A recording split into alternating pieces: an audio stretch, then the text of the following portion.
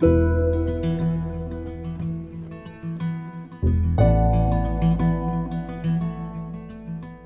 everyone. This is Of Mountains and Men. My name is Reese Gabois. I'm Peter Myers. And it's been a minute. Yeah, since it definitely has. It's been quite some time, actually. When was our last episode was interviewing Chase. We released the episode where we interviewed Chase. Mm-hmm. Was that during the summer when we did the recording? We recorded it, I think, in August. Okay, yeah. And it is early November now. So yeah, it's been 3 months or something like that. So we've been pretty busy, I would say. Yeah, no, I mean, it's true. I went through fall busy season at Right. work, and you had school starting up and retreats and stuff, I'm sure. So Yeah. So how was your fall busy season? Because you're an accountant. yeah, I mean, it was rough. The further in that I get, I only, having discerned at a seminary, I only started working at this firm a couple years ago. And so I, have recently moved up in my role and position and everything. And so I think it's something where, like, as I get further in, there's more responsibility and more things expected of me, which is good, obviously, in a certain sense from a work standpoint, but it also means that there's more hours expected too, and more just Don't you miss harder to Don't you miss it when you were green and you were just like a new employee and you're like, I just have to do the bare minimum right now? Yeah, you don't exactly. have a problem with working hard, but it's just, the more you're in a company or some organization, the more duties you're given, and you're like, man, like right now with teaching, like I used to just be a teacher, but now I'm doing campus ministry and I work through the summer, and it's like, man, sometimes I wish I could just teach or do the other, just do campus ministry. But yeah. Yeah, which I think we also went through a little bit of like a tough, like a lot of people in the economy and stuff like that. Like our company, the last 2 years has had rounds of like layoffs. Yeah. And I think part of what happened is because of those layoffs back in May of this year, I ended up taking on a lot of the stuff that some coworkers would have potentially been doing. And then thankfully through the summer, we actually managed to hire back a couple of people. Oh, good. And so I think this coming spring and fall hopefully will be a little bit more manageable, I think, because they'll still be very much busy seasons, but I think that we're going to do a better job of kind of dispersing, like now that we have more people back, we can disperse some of the work a little bit more to where like it'll be a lot, but it'll be more manageable than just kind of drowning trying to get everything done. Well, like since the pandemic, companies have gotten into the practice of letting people go and then just never filling the position. And it's, and I see why it's happening. I mean, I remember because I'm from Seattle, and Seattle was one of the first cities to mandate like a $15 an hour wage. Like minimum wage, yeah. Minimum wage. And I remember people being very excited about that. But McDonald's, it was around that time that McDonald's came up with the self-service kiosk. Mm-hmm. And so when people were like, yeah, the wages are increasing, I'm like, these companies are still going to shovel out the same amount of money, though, for wages. They're just going to decrease the amount of people they're giving those wages to. And companies like, that you and I work for, or organizations you and I work for, they're not creating kiosks, obviously, but what they're doing is they're just divvying up tasks and giving them to the people who they still keep in, like, employed. You end up with that thing where, like, somebody leaves a position, and instead of hiring a new person to fill that position, it just, let's have this person pick up this responsibility and this person pick up this responsibility, and without much of a financial often without any financial compensation. But so it's tough. I know a lot of people are going through that right now, but you made it through the busy season. When did that end officially? October 15th. Okay. So in tax accounting, it'd be great to say this on the podcast just because it's so funny how often I get, like, people get confused about this. So people always think of the traditional spring busy season for tax things because that's when individuals we all have to file our U.S. taxes by April 15th every year. That's the normal thing. But the thing is, when you work in public accounting like I do, you're doing taxes most of the time for corporations and partnerships. And so corporations and partnerships have their taxes due March 15th for partnerships and April 15th for corporations. But most of these larger companies file for extensions of time to file because they're such a large company that basically what we end up doing is in the spring, we estimate what we think their taxes are going to be, and you have to pay your taxes by the deadline. That's true of individuals. It's true of partnerships and corporations that no matter what, even if you're filing for an extension, you still have to submit payment by the original deadline in the spring. Okay. So we have to figure out an estimate based on like their general numbers, how much we think they're going to go, and like based on the prior year numbers, how much we think they'll owe in tax this year. And then we have them pay like that amount of extension payment is what it's called to the government. Mm-hmm. And then they get an extension, and those extensions are 6-month extensions. So that means that for partnerships, September 15th, and for corporations, April 15th to October 15th, that's when those deadlines, when we actually have to have their returns filed. And so the funny thing is, in my role, I feel like oftentimes the fall busy season is actually more stressful than the spring busy season, because in the spring, we're mostly just doing like calculations to figure out how much they need to pay in extensions.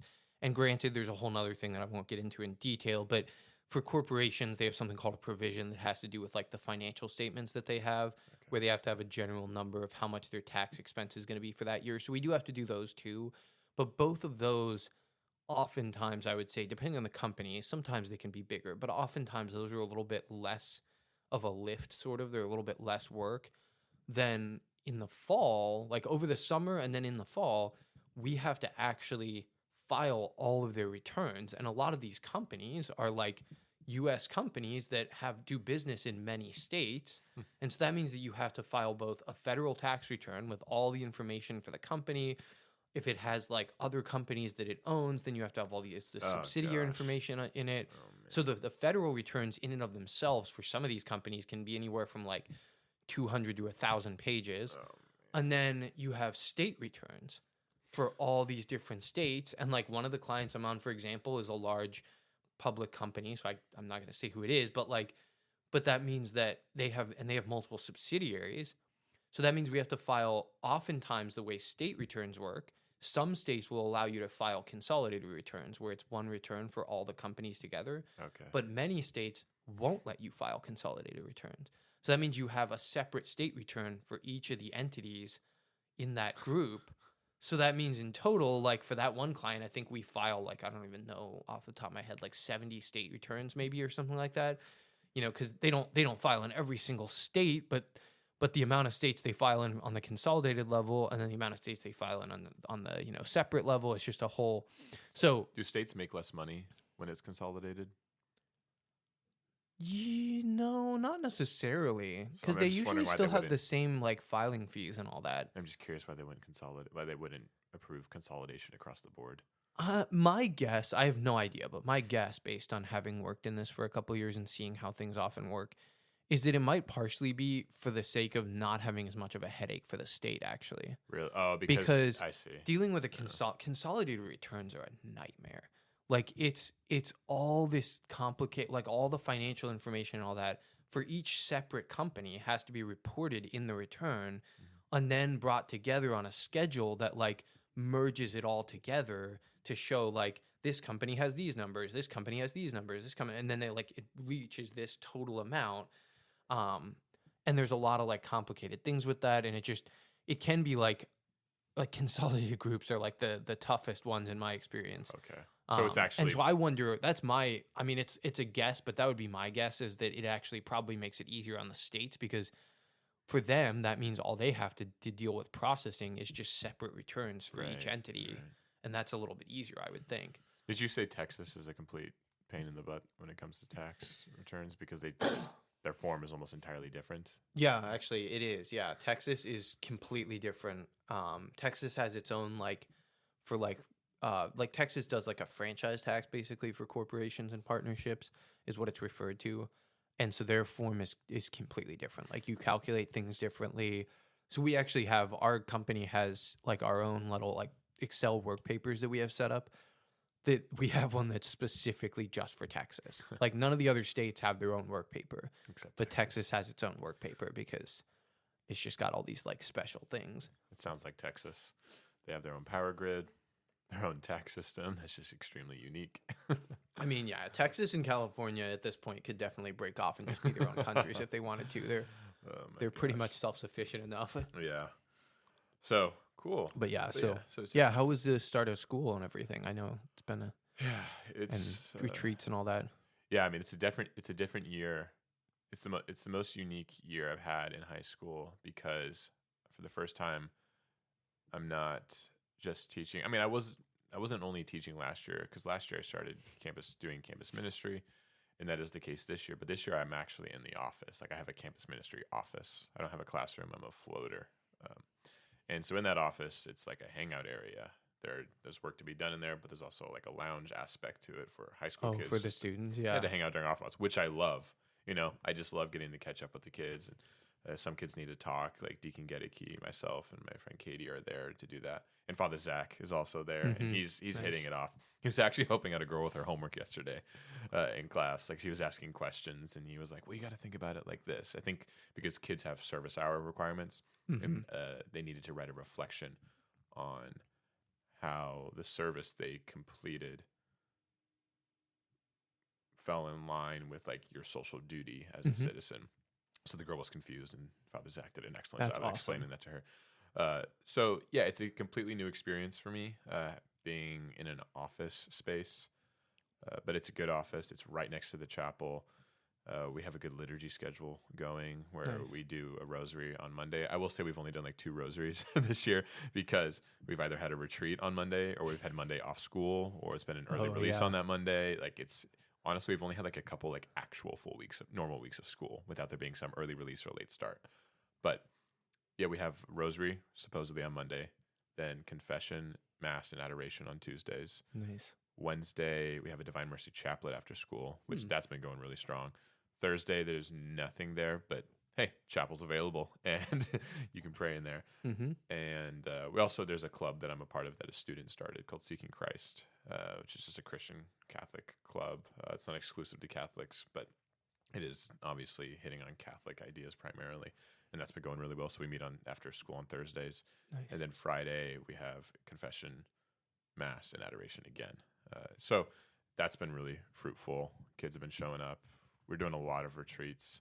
It's tough because last year when I was asked to do campus ministry, I was only asked to take care of junior and senior retreats. Yeah. That's it. I mean, that's not easy, but that was all I was asked to do. And then I suggested the idea of doing a summer retreat to Steubenville. I didn't have to do that, but I'm like, let's do it because I think it'd be good for these kids. They went on it. It was really good. And then I pushed to be made a 12-month employee. And now that I'm a 12-month, I'm like, okay, I need to do things over the summer. So the amount of retreats I'm going to go on this year is insane. So we have 5 junior retreats. We've gone on 4 so far this year. We had a peer ministry retreat at the end of summer, right before the school year started. So I've done 5 retreats this year. We have one more junior retreat in December. In February 7th to the 9th, we're going to the Mount 2000 conference. Oh, yeah. Nice. Excited for that. Then I have my senior retreat, which is a 3-day retreat, March 26th to the 28th. And it's a whole class retreat. So there's going to be like 180 kids there. Oh, wow. Then we'll have a Steubenville conference during the summer. And then we're going to go to a Catholic Heart work camp. Oh, yeah. Nice. Okay. In North Hilton, New Jersey. And that's going to be a week-long retreat. Yep. So I've got 5, 6, 7, 8, 9, 10 like retreats that I'll be on like throughout this year. Well, yeah, which is also important, I think, to point out that you're not like going on those retreats as a retreat goer. No. Like, you're going on those retreats as a chaperone / helper / facilitator. So yeah, I do like going to the Steubenville like conferences, like Catholic Heart Work Camp and Mount 2000. Katie's mostly taking over Mount 2000 for me, which has been awesome. Nice. But most of our work is done before you get there, like gathering information and promoting it. Once you get there, though, you're there just to make sure your kids don't do anything. It's going to get everyone in trouble and give the school a bad name. Our kids would never do that. But yeah, like the nice thing about like going to Steubenville, it was actually weird when I went to Steubenville for the first time as a chaperone last year. It was the first retreat that I was on that like I just wasn't really facilitating, so taking this backseat role was like odd. I'm like, oh, I'm not used to this, but it was good. But school year's going well. I'm only teaching juniors. We're covering sacraments, which is going well right now. But yeah, it's all right. Nice. It's all right. I have complaints, but I'm not sure if I want to air them No, out. yeah, that's fine. Air them out. But it's all good. Things are going well. Yeah, but Peter, you have I don't think your busy season of tax returns was the most exciting thing that's happened since we last spoke. No, that's true. I actually planned an engagement during that time too, which was great because it's super. Oh yeah, I don't think we've actually had a chance to talk about this yet, but It shocked Shannon too, which was great. Really? Oh, that's perfect. Yeah, it made it a lot more fun for me that like she was actually like genuinely very surprised. Yeah, so I am now engaged to Shannon. Congratulations, Peter. Yeah, so I actually may as well just tell the story. Yeah, I feel like, right, of the whole thing. So so Shannon and I both, I don't remember how much I've talked about like her and I on the podcast, but for a very simple version, like we both had pursued religious life at times in our life separately before we met. She had, wanted to become a religious sister, and I had been in seminary, obviously discerning priesthood, and both of those things didn't end up working out for us. And so kind of independent of each other before we met, we had both, I think, sort of associated a little bit with the idea of like Saints Louis and Zélie Martin, who are the parents of Saint Therese of Lisieux, and actually all of their daughters who lived ended up becoming sisters. But Saints Louis and Zélie Martin have this beautiful story where they both had pursued religious life, and then they were both told no, and they were kind of devastated actually. And then ultimately they literally just met each other. Like I'm pretty sure the story I've heard is they met each other walking like across a bridge in France. But they ended up meeting each other and just hitting it off and realizing that they felt called to pursue marriage. And so they ended up getting married and, having these saints for children and all that. And they have been canonized now themselves. And so their feast day is July 12th. So Shannon and I had kind of, since early on in our relationship, when we discovered that like we both had discerned religious life and, are both really faithful Catholics and all that, we associated a lot and kind of referred to Saints Louis and Zélie as like almost like the patrons of our relationship, sort of. And so back in July of this year, leading up to July 12th, I guess, sorry, for more background on that, I asked Shannon officially to be in a relationship on October 12th of last year. October 12th, 2023 was the day that like I ended up officially asking her to be in a relationship, which also, on a side note, is the feast of Blessed Carlo Acutis, who will be canonized this coming year. Yes. Very meaningful to Shannon, and so she has jokingly referred to him as her wingman. Nice. So October 12th. So 12th of a month is like a month anniversary for us of like when we started dating officially or whatever. And so July 12th was our 9-month month anniversary or whatever of this year. And so leading up to July 12th, I already had the idea in my head that I might want to get engaged to her in the future. But Shannon and I had agreed early on that we wouldn't get engaged until at least a year.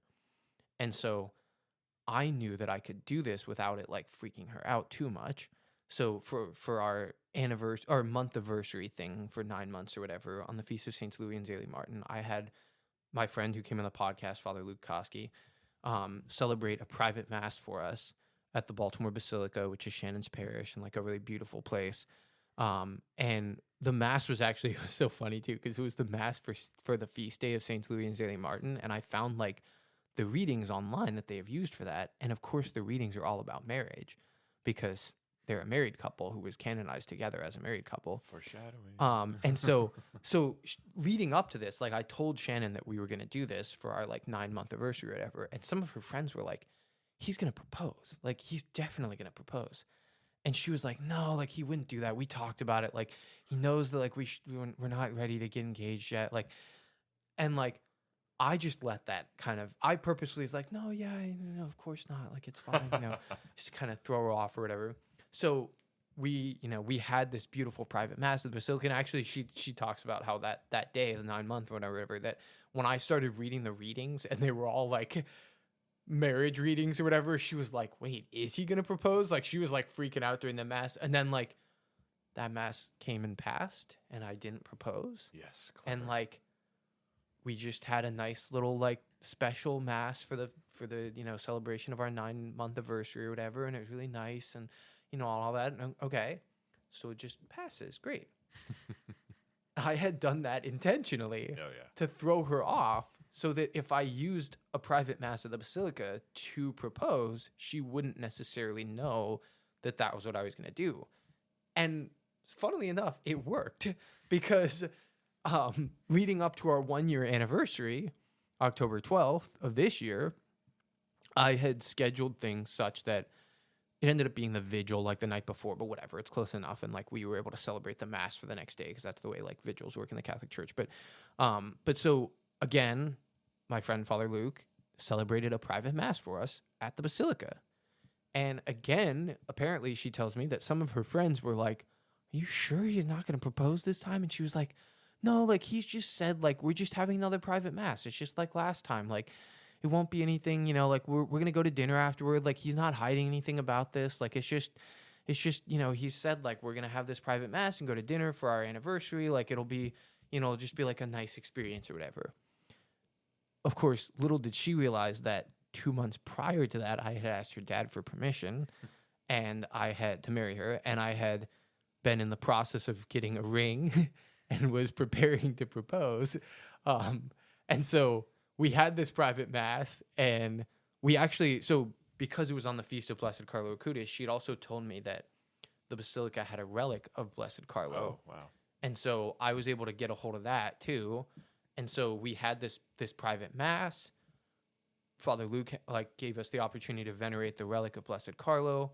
And then he actually left the relic on the altar, which was cool because that was where we were praying when I proposed. So there's pictures of like me proposing with the relic in the background. Nice. So we had mass, and then it's funny because she says that what like when she figured it out, like ultimately was we had mass, venerated the relic, and then she and I knelt down to like pray at the altar for a little bit before like we got up or whatever. And Father Luke processed out, which he and I had agreed on beforehand, and he snuck around behind us to take pictures. And the funny thing is, she said when she figured out, she heard, so he had his first mass vestment on, which is like a really beautiful vestment that he had for his first mass like last year. I had asked him to wear it, and that vestment was rustling a little bit behind us. And she's like, when I started to get suspicious was when I heard his vestment rustling behind us. And I was like, why is Father Luke back there? What's going on? Like, and so then we stood up, and I like said a little, you know, like one of those little speech things that people give sometimes. And it was a very brief one. It was like, you know, 30 seconds to a minute or whatever. But just said like a few things, and then got down on one knee and proposed. And she said yes, of course.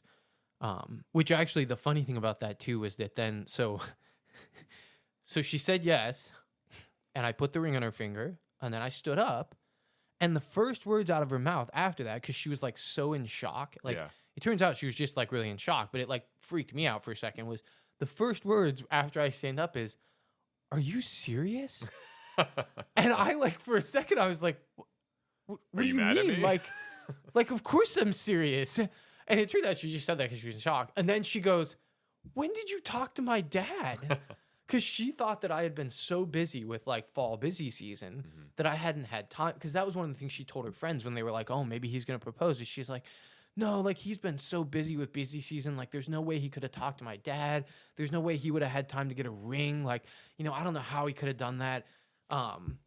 And so she was like, "When did you talk to my dad?" And I was like, "Oh, a couple months ago when we were at the beach. Like, it's fine." Like, but yeah, so it all went well. Like she said yes. And so it's been awesome. It's been almost a month at this point of engagement. So props to you for just, you know, making it such a surprise, because I feel like a lot of days when people get proposed to, I mean, there's so much going on. There's so much, like, people view it as this is a big, which it is. It's a big decision, but they make it such a big decision now that's like you basically need to guarantee that the person is going to say yes, and you guys already know what's going on before it happens. Which is kind of what my wife and I had because we got married super young. But you being able to pull off the surprise and the shock, like that's awesome. That's really cool. So how's engagement been? it's been good. It's been, I think, how did I describe it this morning? Like it's been really awesome in a lot of ways. It's been stressful in other ways, as far as only in the sense of planning, like beginning to plan a wedding, to be clear, like not the actual like part of being engaged. That part's great, but like the part of having to plan a wedding. And then also like, I think, you know, the thing of just being engaged, but not being married yet. Like it's a good thing. It's not that it's a bad thing, but it's just like, it's a tension for our minds and our our wills and all that, of like realizing like, now that we are, I think it's such a fascinating distinction between dating and engagement, that like when you're dating, there's still kind of this like recognition that we're not locked in yet. And so we're not totally sure we're getting married yet. And granted, obviously we're not locked in the sense that we're not married yet right now, but there's a difference that once you get engaged, it's like, okay, we are actively planning a wedding. Like we are going to get married. But we have decided to get yeah, locked in. exactly. Yeah. Like we are getting married, period. Yeah. And so therefore now it's like the natural human thing, which I think is a really beautiful thing to be able to like struggle with and reflect on, to grow in patience and things like that. But the natural human thing is, I know I'm getting married. Let's do it tomorrow. Like, not in the sense of actually doing that, but just in the feeling that you have of like, we want this to just happen. Like, we want to just get married and we'll move forward and start our life together, versus like realizing that I think there is actually a wisdom too, because the Catholic Church requires normally, I mean, it can be, what's the word? Like, it can be Modified, dispensed of if necessary. Yeah. But like normally the Catholic Church does require that a couple be engaged for 6 months to prepare for marriage. And I think there's a beauty and a wisdom in all that. And we're going to have like 9 months in total. But I just, it's a fascinating thing where like it's good, but it's also like kind of that tension of like wanting to just be there. Yeah, I was wondering if someone had historical data on the average length of engagements year by year. Because, there are some people who have those 2-year engagements, and I bet those are super abnormal. Even nowadays, they're abnormal, but they're more normal than they used to be. But sometimes, you look at things in the past, and it's like they decide to get engaged, and then within a couple of weeks, they're married. So I'm curious. I think the 6-month rule makes sense, especially given the preparation required. Remember, too, the 6-month rule is very new. That's a recent change in the church. That hasn't been a historical thing. And that makes sense because marriage has become more complicated insofar as like the possibility for contraception, and there's a lot of misunderstandings of marriage nowadays. So the church is like, you need to know what you're doing before you do it. So what's the requirements in the Archdiocese of Baltimore? Because when I was, what do you mean? Like, some require you have to take a natural family planning course. You have to go on a retreat. You have to fill out like a compatibility test, which like the church isn't going to be like, hey, you failed the compatibility test, you can't get married. They'll never do that. But it's meant to be a place where you can discuss things. Exactly. And figure out how you can move forward. That's my understanding. Yeah, they just want to make sure like you're not, this isn't, you guys know each other, right? This hasn't been just like a fling that you're turning into so we have our first marriage prep meeting with Father Luke actually coming up this weekend. But so I mean, I don't know all the details, but I do know, there's a requirement for learning about NFP. There's a requirement for going on some sort of retreat, which granted, the retreats that I've heard about are usually kind of lame, but no comment. No, I'm not trying to be like harsh, but I've heard a lot of people who've I know a lot of people who've gotten married the last few years, and it's unfortunate that often they're not the best retreats depending on where you go. But I think I've also heard of a couple places that do them well, so we'll have to look into that. But and then there's like the inventory. I think the one that Father Luke usually uses is called like Focus or something like that, like the Focus inventory. It's like this thing where you like go through each of you separately go through a bunch of questions and answer like, how do I view this aspect of money or purchasing or whatever. And then like you come together and discuss like, okay, well, this person had this answer, this person had this answer. How do we like find ways to kind of, not that you have to agree, but like, how do you process through like, how are we going to make decisions around these things as a couple, like those sort of things. Makes sense. Yeah. Also, if Shannon ever has any NFP questions, my wife loves to talk about that stuff. I'm sure she has plenty of resources, but no, my wife is very pro women understanding their bodies and how there's kind of like this culture out there of like defending women's bodies, but at the same time, a woman can't even explain her cycle. Yeah. Like my wife becomes extremely infuriated by that. And she thinks she should. Yeah. So, but because she's passionate about it, she's pretty informed on different models of natural family planning and what works for before you have a kid, and then what works after you have a kid and stuff like that. So, if she ever needs to ask any questions, you guys will have a course on it, but just in case, because usually the course you will take will only teach one type of model of natural family planning. That's my impression too, which I've already talked a little bit with some friends about, like some of that stuff, and we can talk off air about that too. But about like the different, I've heard different things about like the suggestions of what can be the best models. Like obviously they all work, but like yeah, and the best models for the particular woman in the particular circumstances and all that. So we should invite someone to discuss natural family planning on this podcast. That's actually a great idea. That would be fun. That'd be really cool. Well, no, that'd probably be too funny. But what? You know the Tomkos? Yeah. You know that family? You know they like teach NFP. Oh, I didn't know that. No. Yeah. Okay. Yeah. But also, I mean, I also have a friend who's certified in NFP stuff. Actually, now that I think about it, so cool. I bet she would love to come on. Yeah, because there's kind of this movement I've noticed of natural family planning for people who aren't even religious, but because of the organic nature of natural family planning. Just because people, it's interesting to me how even in the modern, not to go too far off the topic of marriage right now, but like even in the modern culture, I've seen a lot of things the past year or two about a lot of secular people calling out things like the pill for like the health problems that it can cause, like various different things like to do with like contraceptives and stuff that like it's really fascinating to me to see how like to your point about that makes sense that people would be thinking about that because there's a lot of side effects and stuff that people don't realize.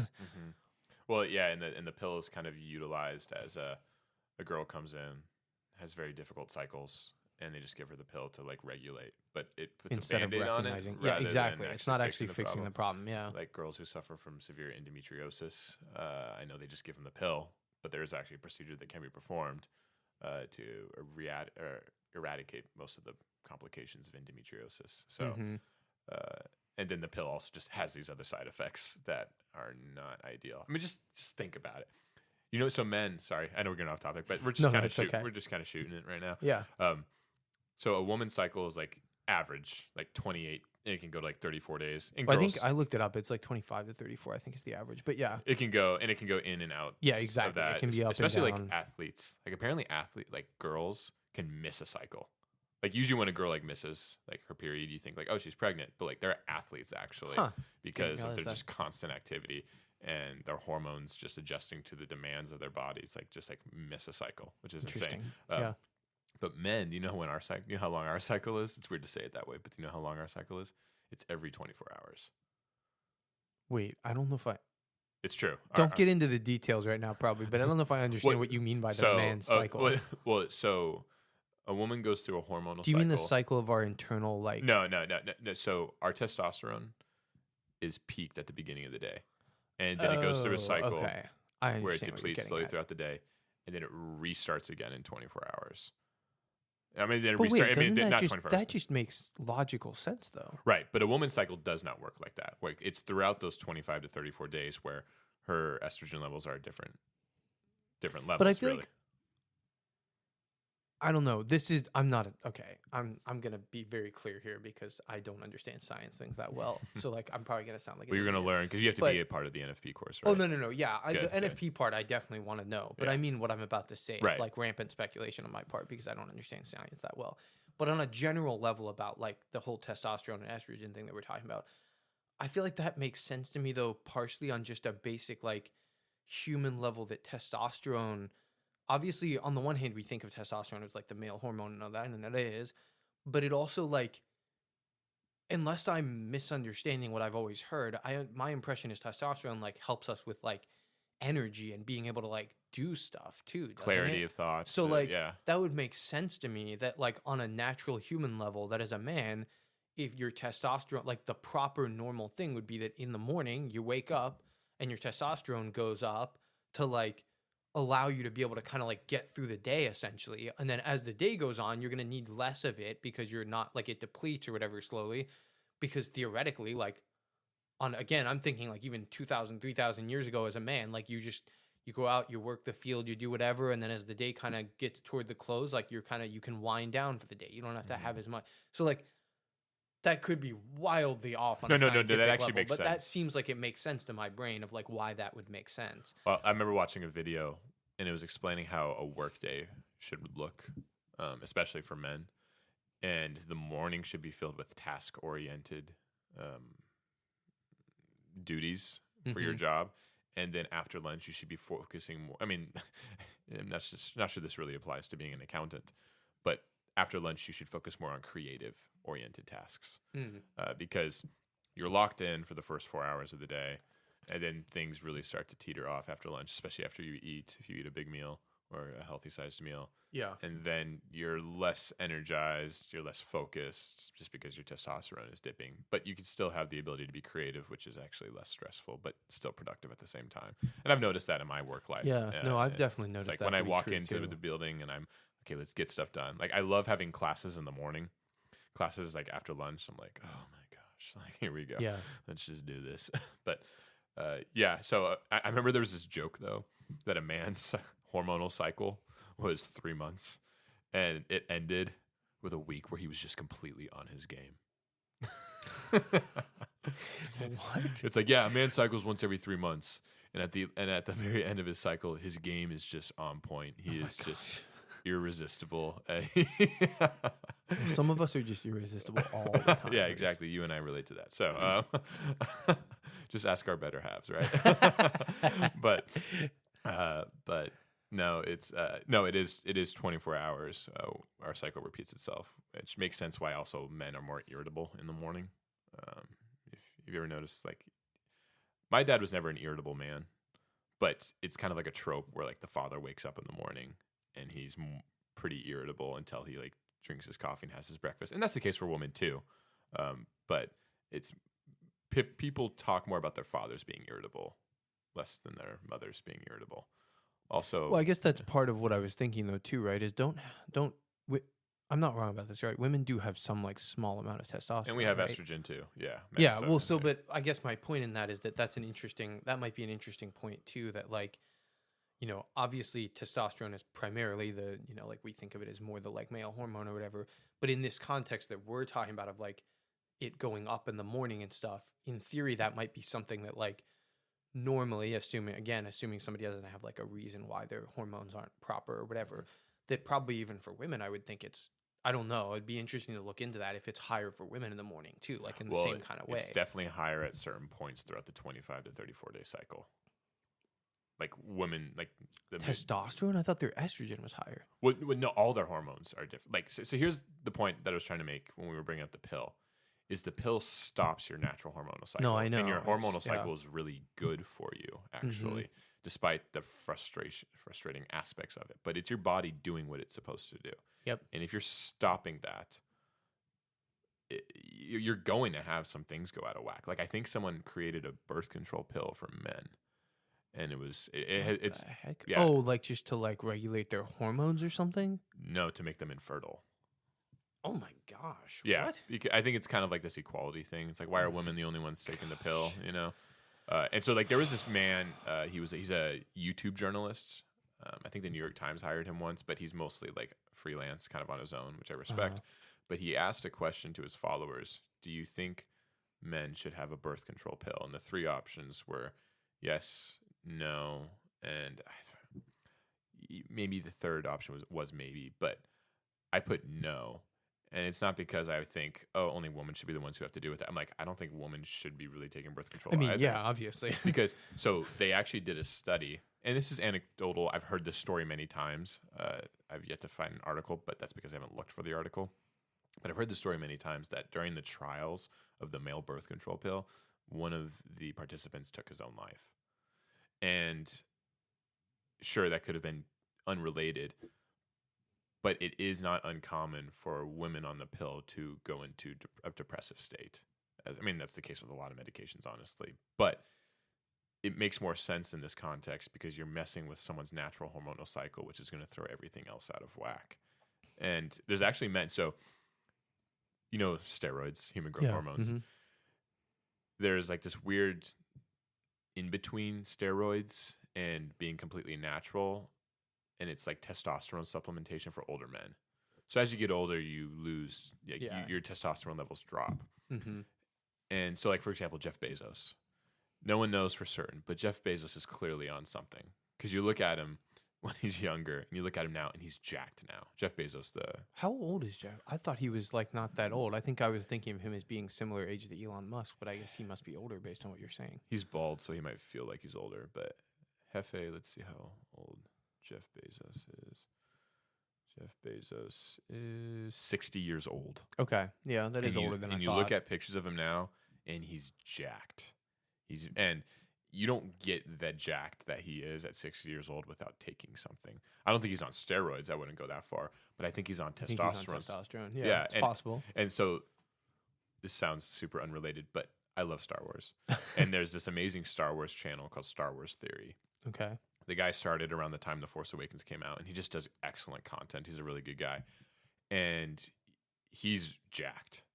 He actually wouldn't like show his face for like the first couple of years of his channel, and then now he wanted to have more of a relationship with those people in his community. So you now see his face on the camera, and everyone realized real quickly, I'm like, dude, they call him Theory, like Theory, you're jacked. Oh my goodness.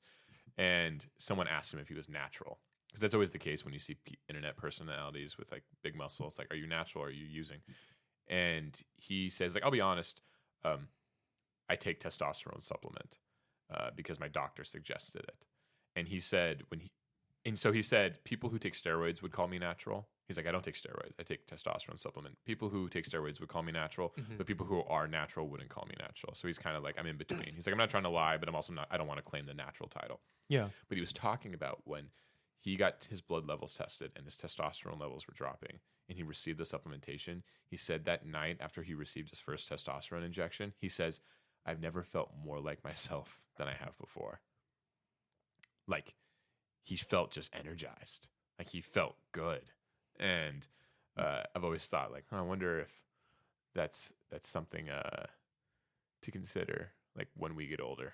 Like, is testosterone supplementation a bad thing or a good thing? Yeah, but I think that's something that I wonder about, because, like, is it actually...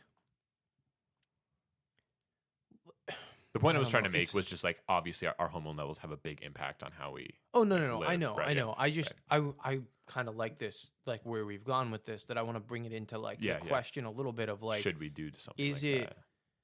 like, okay, so there's twofold to this. Is it a good thing to do something like that, or should we kind of let nature take its course per se, right, and allow us to just kind of reduce our hormones, or like reduce our testosterone in the case of a man like this? Now, the flip side to that I think could be argued, I'm not convinced of this necessarily myself, but I think it could be argued, is getting into the interesting question of like, it's a very deep philosophical and theological question in one sense, but what was it like before the fall, and what is our, I don't know if I want to say duty, but what is our, like, is it okay to try to like sort of get closer to that through means, as long as they're not like, you know, immoral or something, which, you know, well, this is like we're assuming in this case that it's not, but like, right. What I mean is like let's, like, presumably because there was no death before the fall, Adam's testosterone would have been perfectly regulated with no issues. And that means that, let's say that, you know, before the fall, let's say that Adam had lived to be, you know, 100 or 200 years old or whatever the heck age he was. And through our normal natural course of things today, that would mean our testosterone level would be gradually going down, but his wouldn't, because his body was perfectly regulated. Does that then give us a good reason to, you know, because it's like, I guess what I'm trying to get at is the fact that we lose testosterone levels over time now is a result of the fall ultimately, because our bodies don't regulate themselves the way they should, and because death entered the world. And so could you then make an argument? I'm actually trying to almost like make an argument that I wouldn't necessarily agree with, but I think it could be made, of, could you make an argument that then it would be okay, therefore, for any man in any circumstances, if his testosterone levels are dropping as he gets older, to then take some testosterone, like you're saying, some supplemented testosterone, in order to try to like maintain a more like equilibrium per se? Yeah. I mean, I know this is a question some women struggle with when it comes to childbirth, because, you know, speaking of the natural movement, a lot of women are moving in the direction of natural births. Yeah, where they're not. Which is great. I love that. Yeah. Yeah, and I think it's very noble for the women who want to do that. I also want to say, though, the women who get the epidural because they're in so much pain, that doesn't mean they're any less mothers. It doesn't mean they're weak. But there are a lot of women who are wanting to move in the direction of like, no, I don't want to be on anything. I want to be completely in tune with my body as I'm going through this process. And my wife's logic, so our first two kids were, she was on an epidural. The first one, our first two kids had some rough sort of induction. And by inductions, like my wife didn't naturally go into labor. Sure, yeah. First one was, and when they used, I think it's the Pitocin, I think is the hormone. Oh, yeah. It's the hormone that gets added to the woman to induce labor. Apparently, it doesn't do a natural labor. Like boom, immediately you're contracting, like as powerful as possible, and you're 2 to 4 minutes apart in your contractions. When it's natural labor, there's a natural progression, and your body's adjusting to the pain and discomfort. It's still uncomfortable, still painful, but with Pitocin, it's like immediately uncomfortable. And so my wife wanted to do natural for all three, but I was like, honey, if you're gonna do the epidural, like I support you. Like you're not like less of a mom, you're not less of a woman. And so she got the epidural for the first two, because Pitocin was involved. The last one, like it's the third kid, the body knows what's going on, and she went naturally into labor. It was incredibly painful, but she was able to just give birth naturally, which was like really awesome, and she's really like appreciative of that moment. Nice. But that's the question, like, should we undo the effects of the fall? Because one of the curses of the fall is women shall experience difficulty in labor. Yeah. So you're basically asking that same question with testosterone. Yeah, exactly. Yeah. I know.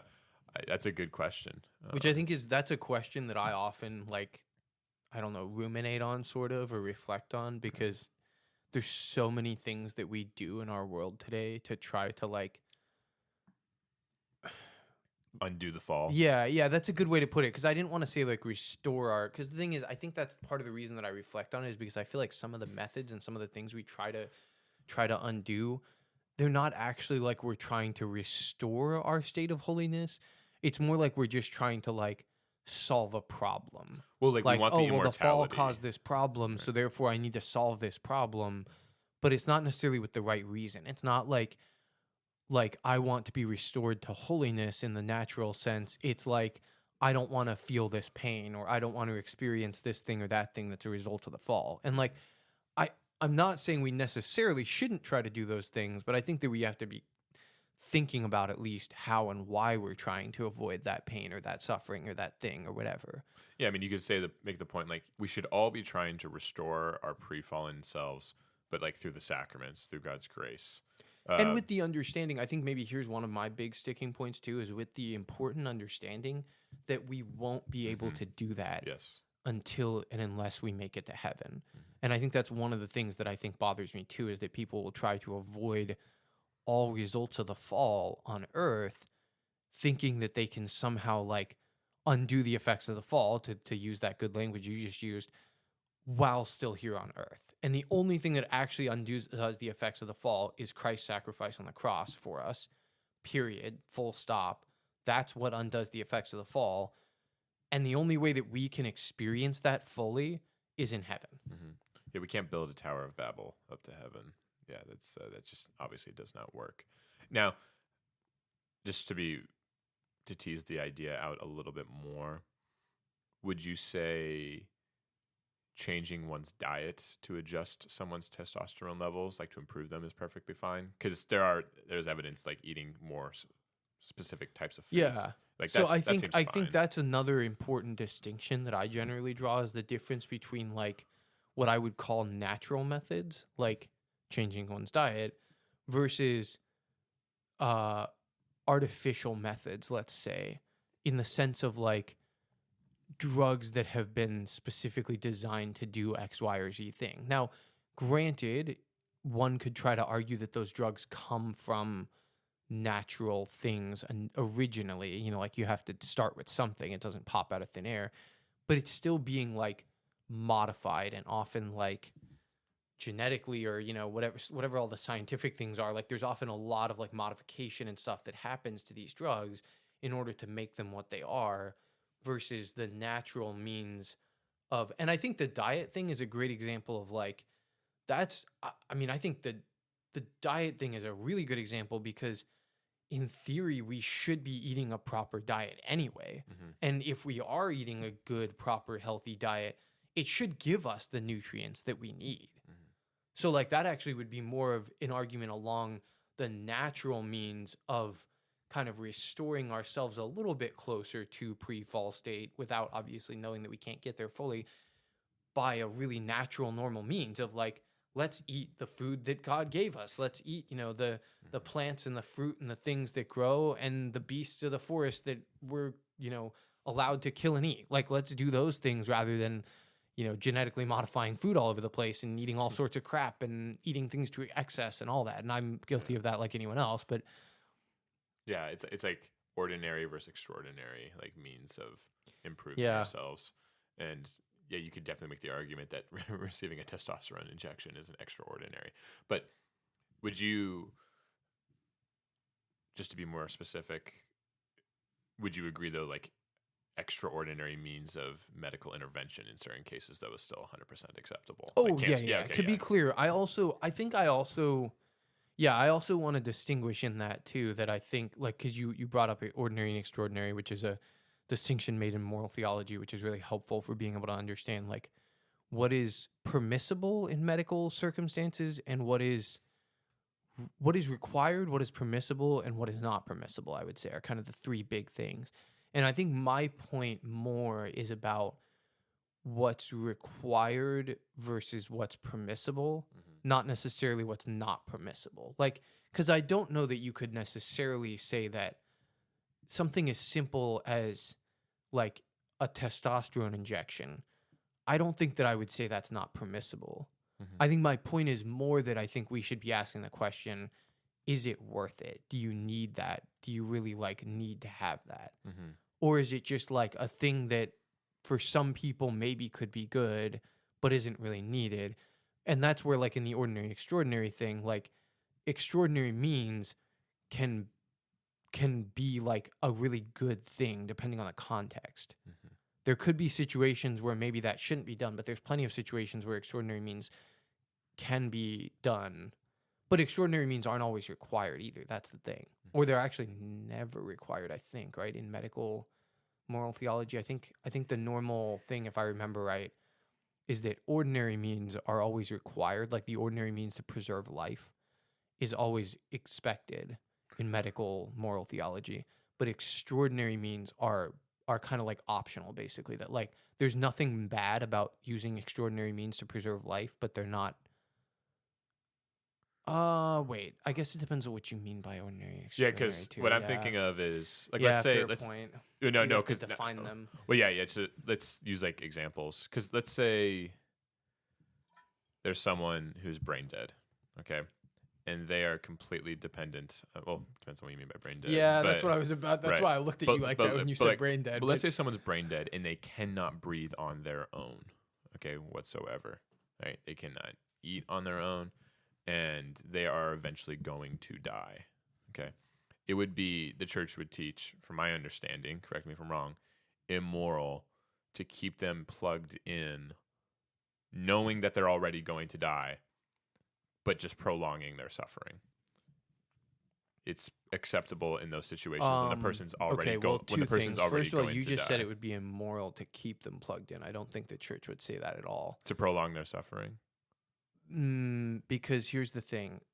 Particularly, you brought up a very particular example that we have to be very careful with in moral theology, because brain dead is very subjective, actually. Death itself is subjective, yeah, unfortunately.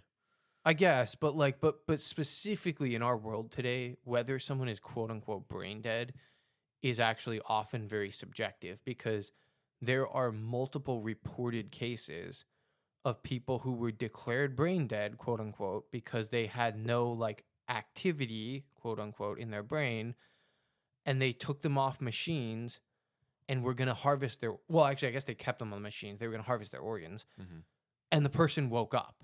Yeah. And this has happened multiple times. Okay.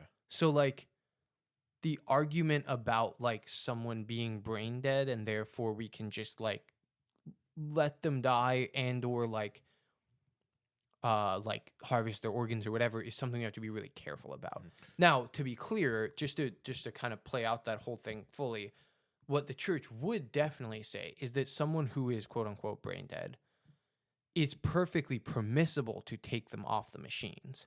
As long as it's extraordinary means of keeping them alive. If the machines are the only reason they're staying alive, it is permissible to remove the extraordinary means of the machines. And there's like very little hope of them surviving. Correct. Because if you were like, all you had to do was be hooked up to an oxygen machine for a week, but then he would have been fine afterwards. You have to keep them plugged in, I would say, to that oxygen machine, right? I don't know if I like. Let's say you were in a car. Example. Let's say you were in a car accident. Okay. And you needed support for breathing for a week until your lungs recovered. Oh, okay? yes. You have to keep the person plugged in those situations. No, so this is a very specific scenario where it can't ever be 100% clear, but it's clear beyond like most normal doubt that this person is probably not going to recover. Like the chances of them coming back from this are like, whatever, 1,000,000 to 1 or something. The church would say that if the only thing basically here's how the church looks at it in that scenario that we just gave, is if taking them off the machine, they will not live on their own, it's permissible to take them off the machine. But that's a very specific scenario, and we have to be careful in that because there's also like the famous, like I remember when I was a kid, I don't know if you heard about this. I think you might have been a little younger than me, but in the early 2000s, there was this famous case in Florida of this woman, Terry Schiavo, who I don't remember the exact details. I don't think she was brain dead. I think that was the difference, was that I think she was in like a persistent vegetative state, which is a distinction, to be clear for everyone. There's a distinction between brain dead and persistent vegetative state. But she was taken off the machines against her family's wishes by her husband, and she died. But like the church in that scenario would say that person should still be alive because they can still receive nutrients. So that's one of the distinctions of brain dead too, is that if the person's body can't process nutrients anymore, then we consider it acceptable to take them off the machines. If they can still process nutrients, then I'm pretty sure that's one of the times when the moral theology would say we shouldn't take them off the machines. Yeah, you can't remove food. Correct. You cannot take food away That's from what I'm saying about the nutrients thing. Yeah.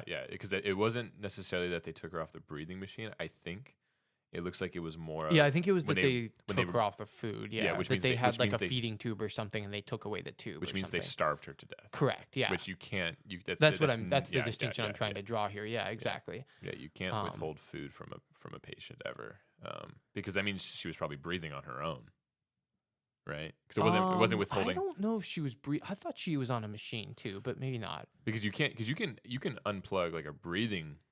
Because can you unplug a breathing machine like a What do you mean, a ventilator? Like a ventilator? Like can you take someone off a ventilator if like they're? I mean, like obviously this is nuanced, like you said, brain dead. What do we mean by dead? We're not so sure, but like if based off of our best judgment, it looks like this person is going to die and not going to make it. Like they are completely dependent upon the breathing machine. Okay. And there's no chance of recovery whatsoever.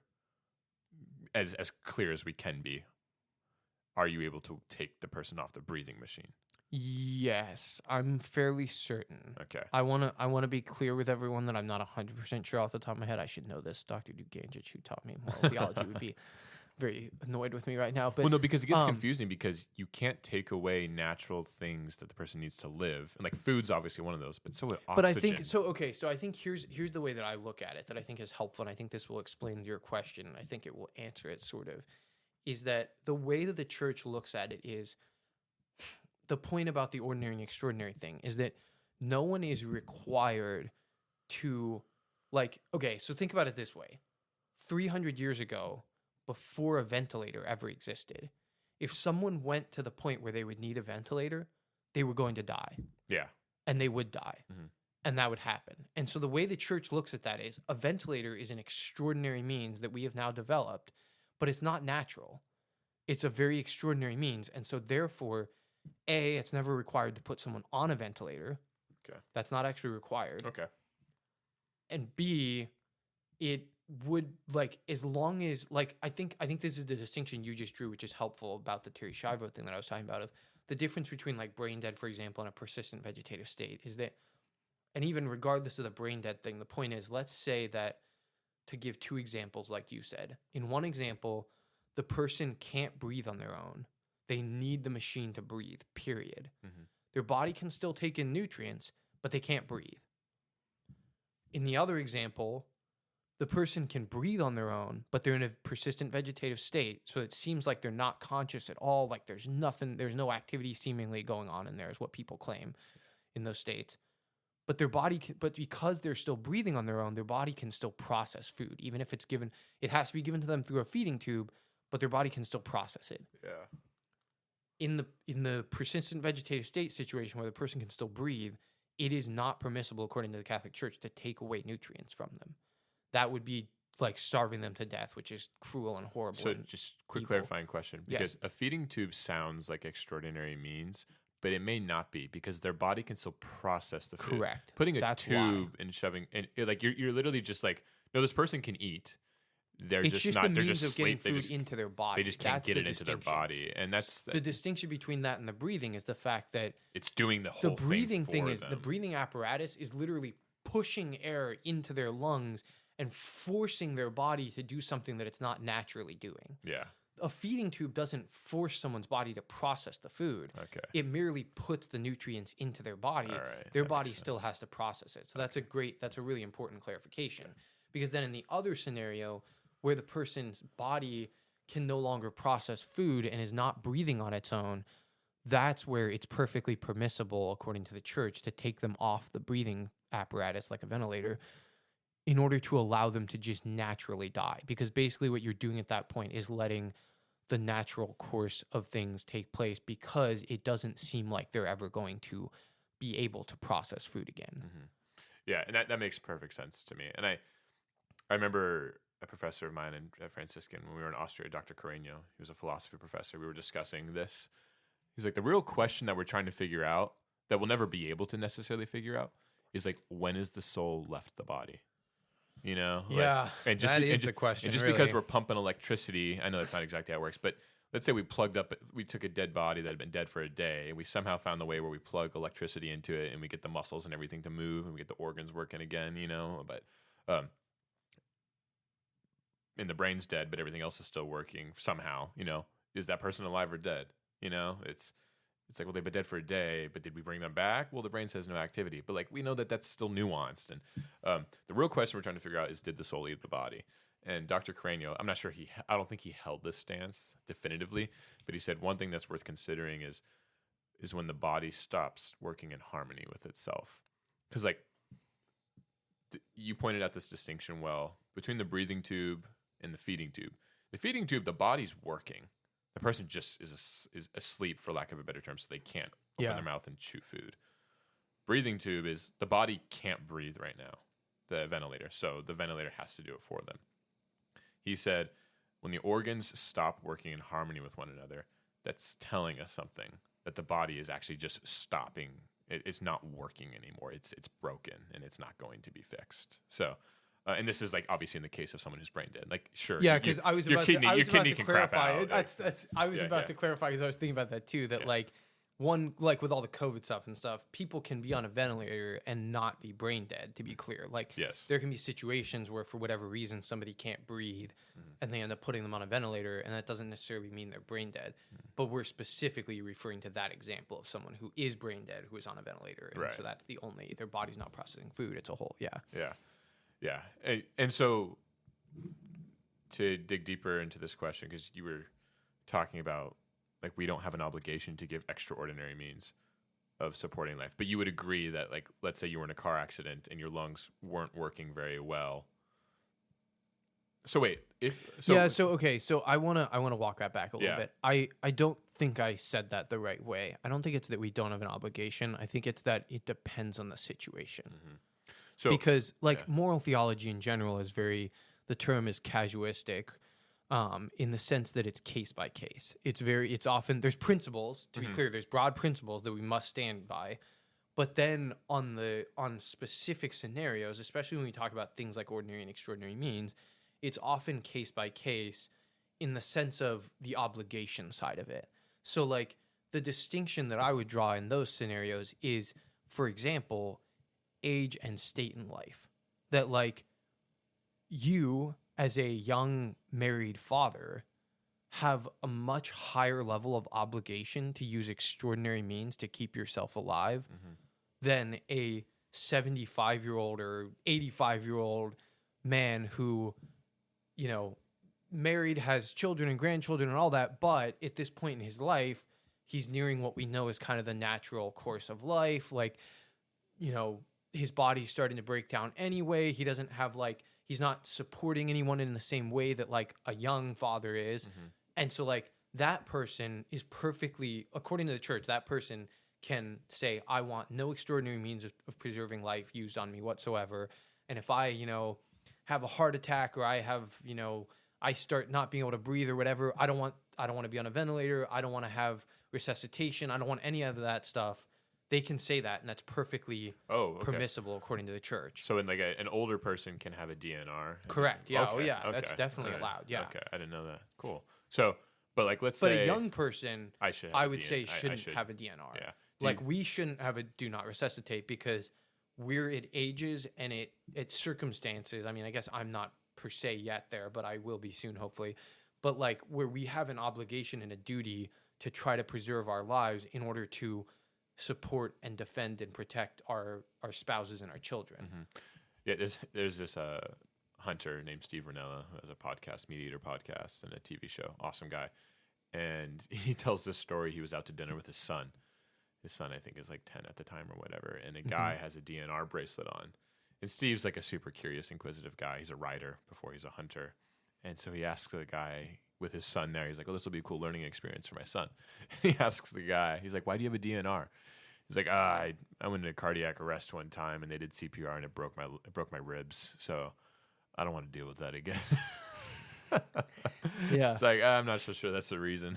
I mean, if he's an old guy, though, he's perfectly entitled to that. Well, a broken rib when you're in your 80s is like possibly a death sentence to some. Like doctors are pretty, like, I mean, maybe you've seen this with like your grandparents or something. I don't remember exactly sure what your story is on that. But like my wife's grandfather, he was like in his 90s doing pull-ups, okay, and he would do hanging pull-ups every time he woke up. Oh my! And he was a frail, and ever since I've known him, he's still been he was a frail man, but he was still doing pull-ups.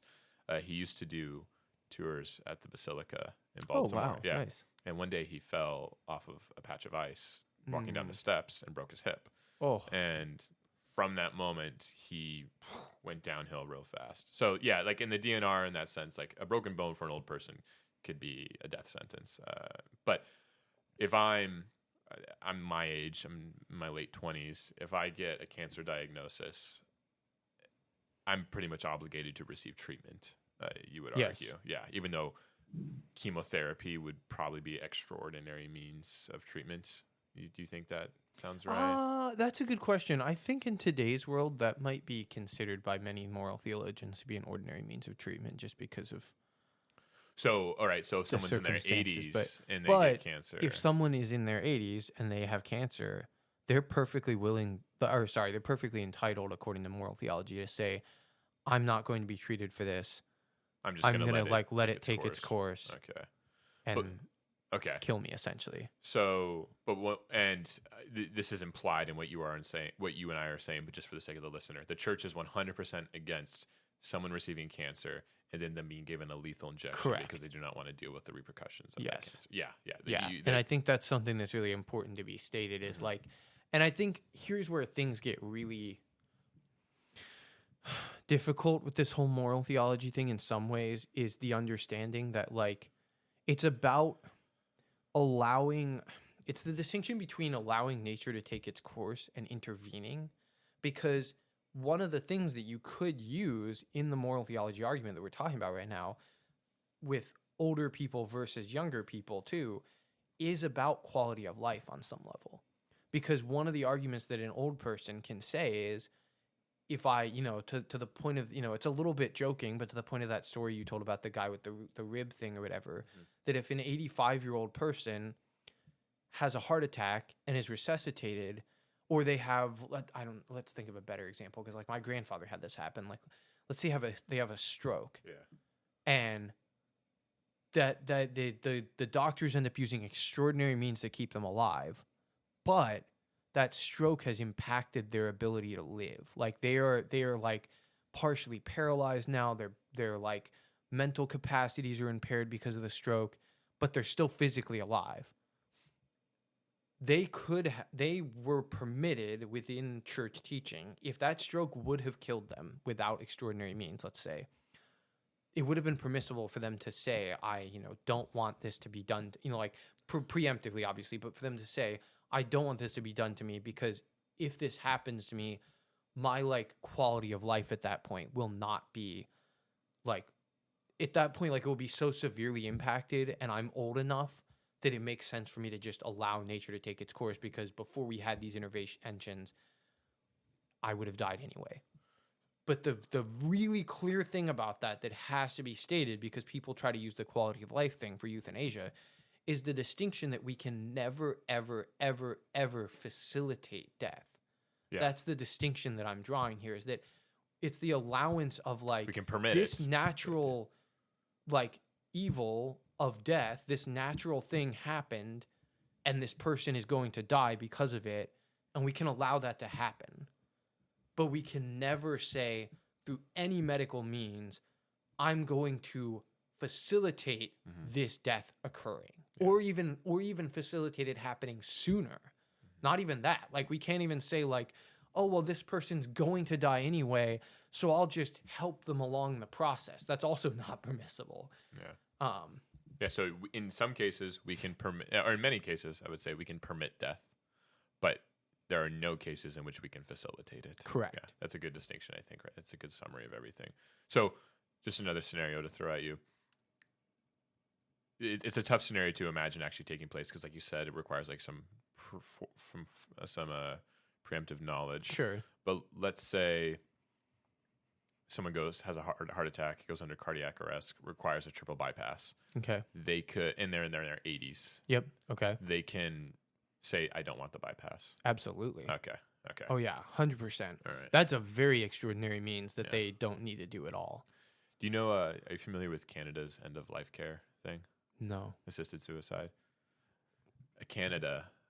I think I heard this. I want to double check it before I say it, but I think assisted suicide is like in the top 5 causes of death for Canadians now, because so many people. What the crap? Yeah. So get this.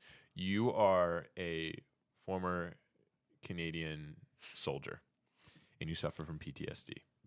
So I'm pretty sure, I know this in America. If you have PTSD, the government will financially compensate you. If you're injured at all, actually, in war, you will be financially compensated for the rest of your life. You should be, at least. I was going to say, sometimes the Veterans Bureaus aren't very good about that, but you're supposed to be, yeah. Yeah, but like I have a buddy who has PTSD, and he gets a monthly stipend, and he can push for more and more. So let's say you're a Canadian soldier, you suffer from PTSD, and you call to like work on that process of getting that financial supplementation to your income. When you're calling and like, they're like, press this number if you're considering this. One of the automated options is, if you're interested in end of life care, press this button. Imagine that you're that soldier, you're depressed, suffering from PTSD, and you're trying to overcome it, and that your country that you gave your life to is like, hey, do you want to kill yourself? We could also make that happen. Yeah, that is, oh my gosh. It's absolutely That's horrible. So I want to see leading causes of death in Canada. Yeah, that's why I'm actually kind of glad we ended up randomly going down this little like rabbit hole just now, because I do feel like this is something that is not talked about enough in general. Maybe because people don't like talking about death, I don't know, but like there's a lot of like nuance in the Catholic moral theology around like end of life and things like that. But there's also a lot of not nuance in another sense. And I think both of those things are not like discussed enough, of realizing like the distinctions, even that distinction of recognizing that like it's okay to, on some level, care about the quality of life, particularly when you're talking about an old person. But that quality of life can never be it can never be viewed as such that, oh, we're going to facilitate this person dying. Like, that's a problem that happens in our culture with the whole euthanasia thing. It's like, oh, well, this person's quality of life isn't good, so let's just take them out of their misery, or they're suffering too much. Like, it's wrong. Yeah, it is. You just hear these tragic stories. I remember there was a girl in Western Europe who was just extremely depressed. Actually, I think she was from Iceland. which I think is technically Europe, but like she was just extremely depressed, like high schooler, and she felt like she could just never overcome it. So she opted for assisted suicide, and they granted it to her. Oh my gosh, it's just awful. So this is an article posted by The Corner in 2024 by Wesley J. Smith. Euthanasia, the number of Canadians dying prematurely by medical assistance in dying, which is just a fancy, less dark name for assisted suicide. Yeah, they call it MAID. Can you freaking believe that? MAID. Medical assistance in dying has risen 13-fold since legalization. Oh my gosh. In 2016, the number of people dying in this way was 1,018. In 2022, the last year for which the data are available, the number was 13,000. So the data is no longer available. MAID in Canada is the world's fastest growing assisted dying program. MAID is now tied with cerebrovascular disease as the 5th leading cause of death in Canada. Only deaths from cancer, heart disease, COVID-19, and accidents exceed the number of deaths from MAID. Oh my gosh, that's nuts. Oh, that's horrible. It was even worse in 2023 with more than 15,000 people lethally injected. All right, the total carnage. So if the same proportion of Americans were euthanized, okay, because so Canada is a massive country geographically, but population-wise. Right? So if the same proportion of Americans were euthanized, the total carnage would approximate 150,000 Americans each year. Wow. Yeah. Well, that's what's interesting too is that the way, like, I think this will be a helpful thing to say in this discussion because people can hear this and those who are, there's some people obviously who are in favor of the death penalty, fair enough, but those who are against it, hopefully this will help you see what's so disturbing about this too is the fact that you just said the people who were given lethal injection to be assisted in their death. Yeah. We get all up in arms about, like, people get all up in arms about giving prisoners lethal injections to kill them because they're hardened, horrible serial killer criminals. And yet we're perfectly okay with, oh, well, so-and-so, they're just feeling depressed and they want to take their life. So we should just let them do that, right? We should give them a lethal injection. That makes no sense. That's horribly incongruent. Well, we should encourage them to see the value of their life, not to take their life. So to kind of like steelman the euthanasia argument, like I saw my grandfather die of cancer, where he was like just completely unrecognizable. Where like Bill Burr, he was telling a joke one time, and he brought up someone dying of cancer, and he's like, "Yes, I could pick them up with my 2 fingers because that's how thin they were." Like, yeah, watching someone die of cancer is very, very difficult. But I think you and I were talking about this a while back. I was talking to Katie about this, and she was saying, like, we're like this dying with dignity thing. It's not like there is no dignified way to die because death is not does not have dignity. No, it doesn't. And so, I mean, like, there's something to say about giving your life for someone. That's not what we're saying. Like, making a sacrifice. We're not saying that that's not a dignified action. But death itself, like, we've tried to, clean and make death as sterilize death. Sterilize death. There you go, as much as possible, which just makes no sense. I mean, I understand why people are doing it. Like, I'm trying to sympathize with the people who are like. Wait, so sorry. Yeah, you said you were going to. So I'm trying to steelman. It's like, yeah, I can understand why someone has someone who they love immensely and they're suffering before them, and you are told, hey, you can end their suffering right now. Okay, they're already going to die. Okay, why not just give them peace immediately in this moment because they're extremely uncomfortable? I understand that, but what I really do not understand is this message out there that we're trying to tell all of our kids who are anxious and depressed. We keep telling them, hey, never give up. Always keep fighting. Life is always worth living. Except when it's too hard, then you should kill yourself. Like, it's just, yeah. Like we can't have both things. Like we have to pick one. Like, there's this book. I want to read it. Actually, I'm not going to say the title. Yeah. I don't have it memorized, but there's this book that became really popular on social media. And what I know is that it ends with one of the characters killing themselves. And the author is making the argument that sometimes, like, therapy is actually not what the person needs. What the person needs is death. Not because they deserve it, because they've done something bad, because that's the only thing that's going to treat their depression. Oh my gosh. Like that's an actual argument that book makes. And it's like, can you imagine a kid suffering from depression stumbling across that narrative? Okay. Someone's going to turn that book into a movie. I'm convinced of it. Okay. Stumbling across that movie and you watch it and you're like, yeah, I should kill myself. Like this is the problem I had with like the 13. You ever hear 13 Reasons Why? I don't think so. So 13 Reasons Why was a Netflix show. It came out when I graduated college in 2017 from Franciscan. And yeah, my senior year. So 13 Reasons Why is this story about this girl named Hannah Baker who kills herself. She's a high schooler, junior, sophomore, senior, I don't remember, but I think she's like a junior. And she moves into town and she meets all these kids. And then midway through the school year, she ends up killing herself. And it follows this main kid, her friend, who had like a crush on her. I forget his name. And the show starts with him oddly finding a collection of tapes that this girl had recorded. Hannah Baker, the girl who killed herself. And there's 13 tapes. In each tape she has recorded, and it's a reason why she kills herself. Each reason is a person, okay?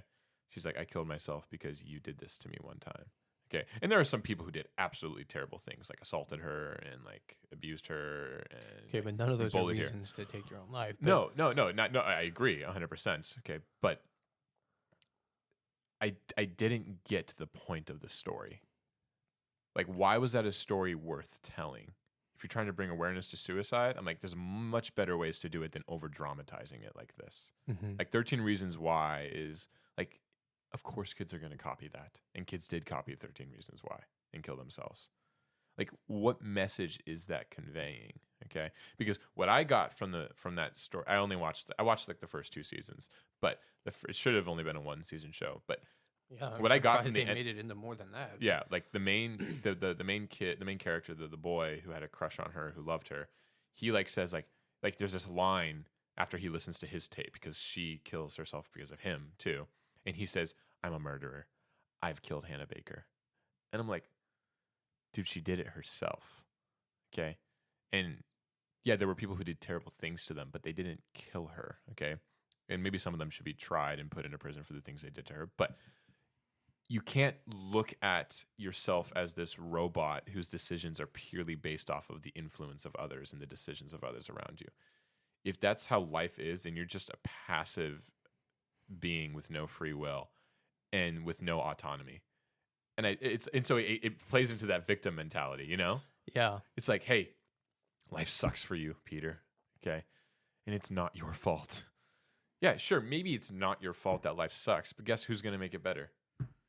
You have to do something about it. And so this assisted suicide thing, like, I just don't.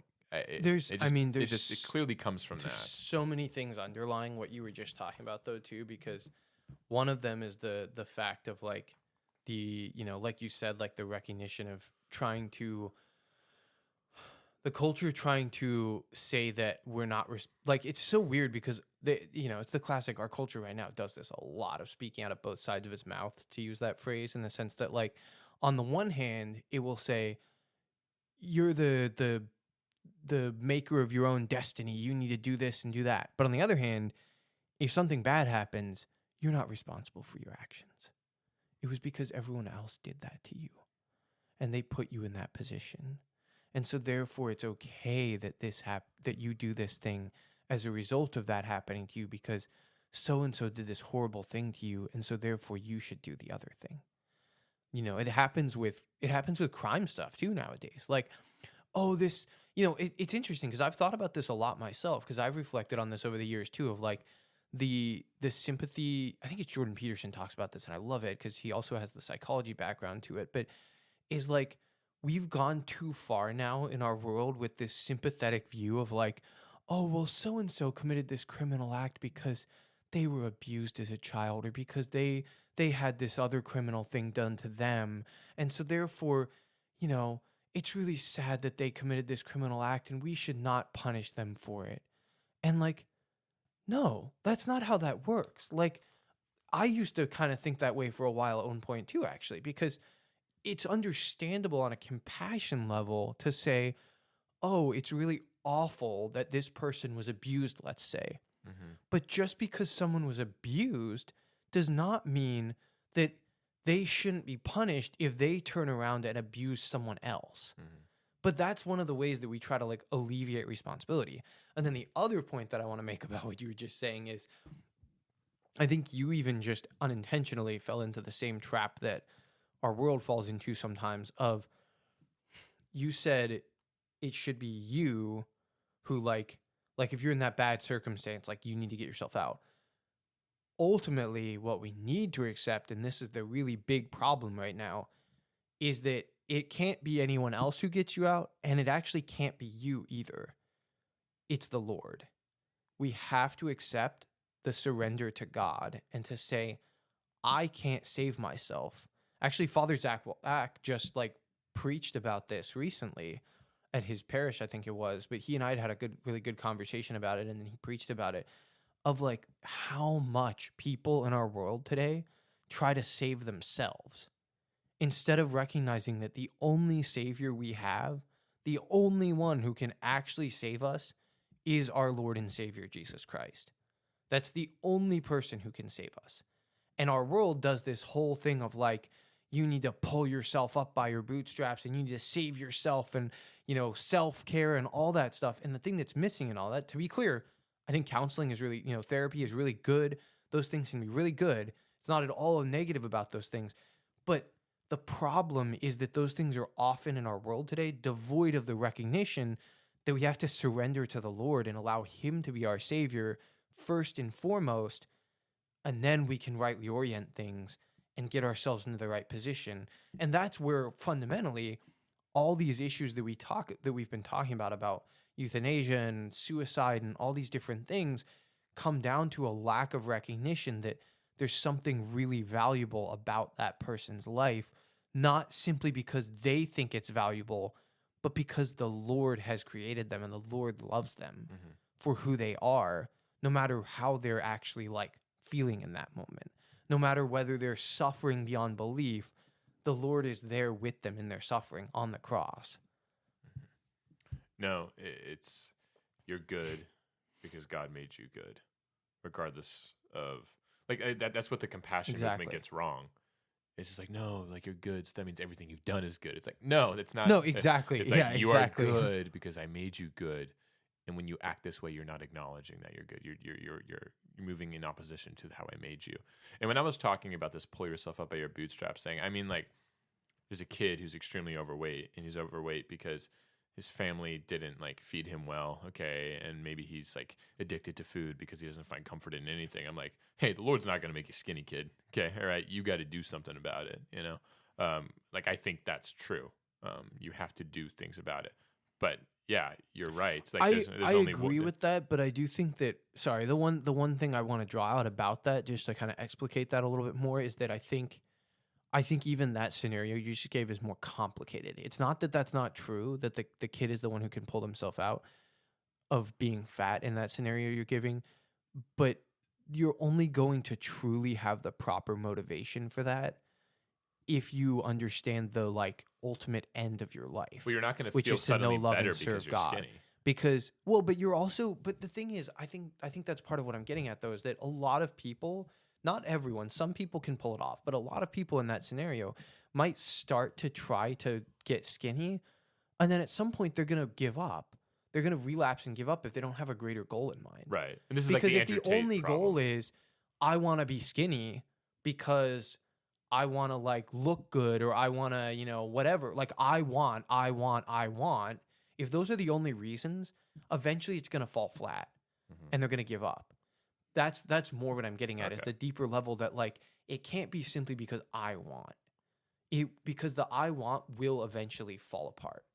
It needs to be, I desire this because I know that the Lord loves me and that this will be good for my physical, mental health, which will allow me to more properly know, love, and serve God. And that's why the Andrew Tate philosophy falls apart. You know who Andrew Tate is? Oh, yes. Yeah. The whole red pill thing. Yeah. Oh my gosh. Because I mean, that's what he's saying is like, exactly. You are this self-made God man, and who you everything. Yeah. And I think that appeals to so many men because men have been told, you're losers, you're Well, this, yeah, you're it garbage. appeals to men, I think, because it's the inverse almost of like feminism. It's kind of like the negative inverse of feminism. Right. Like, do we need to find the happy medium between those two instead of going from, you know, the negatives of feminism to this negative extreme on the other side of like, you can be this great guy who's really buff and an alpha and a bro who sleeps around all the time. And it's like, that's not actually good either. Right. But I think the reason also it appeals is because there's some element of truth to it, where no, sleeping around is not going to make you feel good, but thinking of yourself more positively. Oh yeah, absolutely. For sure. Yeah. And realizing that you can, in no matter what situation you're in, like you can choose how you respond to it. Mm-hmm. Yeah. But ultimately, like you said, if it isn't ultimately directed to God, everything will eventually end back to where it started, where you're just like, oh, now I'm maybe I'm not overweight again, but I'm just as sad, you know, or I'm healthy now, but I'm still just like, what's the point of anything, you know? Like I still and that's feel why like a I think loser. there's I don't know, I haven't like watched an extensive amount of his stuff, but I love like things like Jocko Willink, if you know who that is. Yeah. Like he has this one really awesome video that I'm trying to remember. I think it might just be called like Good or something I know like what that. you're talking about, yeah. But it's this really cool like 2 or 3 minute video where he talks about how this, you know, I don't remember the exact details, but I think it was one of the like basically one of the troops in the group that he was commanding when he was in the military would like comment on how no matter what happened, Jocko would always be like good. And his point about the video is like there'd be this like really crappy situation and be like good. Yeah. And his point was that like in all of the adversity of our lives, we should just be sitting there and reflecting on it and being like, even if, you know, you lost your job, good. It's a chance to like learn and grow and move forward. Like, yeah, obviously that sucks. He's not trying to cheapen that, but his point is like this like there is a good side of, I guess my point in that is there's a good side to your point of recognizing like adversity is going to happen and how can we build ourselves up in the adversity and acknowledge that like these things can be formative for us in a positive way rather than what our world often tells us of like in that example, for example, the thing of like, oh, you lost your job. Good. You can use that as a chance to improve yourself and go get out there and get another job or a better job or whatever. Versus our world today would be like, you lost your job. Well, you should go scream about it on social media because the world hates you and is evil to you and mean to you because you lost your job. Like that's not actually helpful to anyone. No, it's the victim mentality. I love that video. Yeah, me too. Jocko, we've been told to do this by our superiors, and it's just not going to work. They're making us train people who aren't equipped to help us fight a war, and we have to work a lot harder. Good. Like, yeah. I love that. No, it is good to have that mentality and that approach. Because I mean, I don't know, life is tough.